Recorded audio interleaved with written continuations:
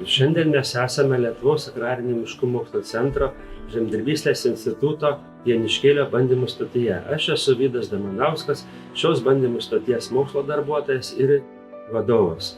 Šiandien mes atliksime Humilat bandymo rezultatų kūlimo darbus, kaip sakyti, derliaus nuėmimo darbus atliksime. Ir sužinosime, kokius priedus davė Humilat panaudojimo produktas.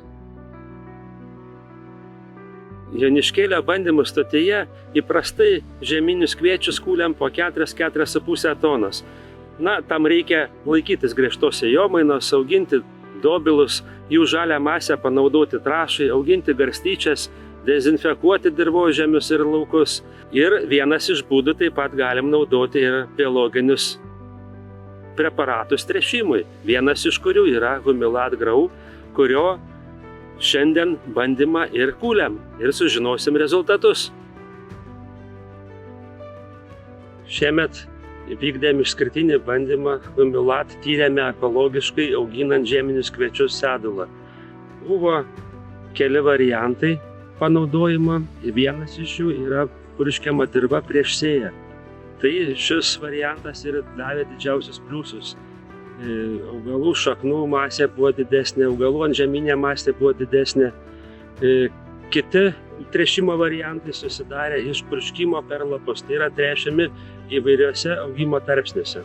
Šiemet ypatingai veikia augalus užėjusi birželio mėnesio sausra, aukštas karštis, bet panaudojus biologinius tręšimo preparatus kaip Humilat, augalai šiek tiek mažiau stresavo.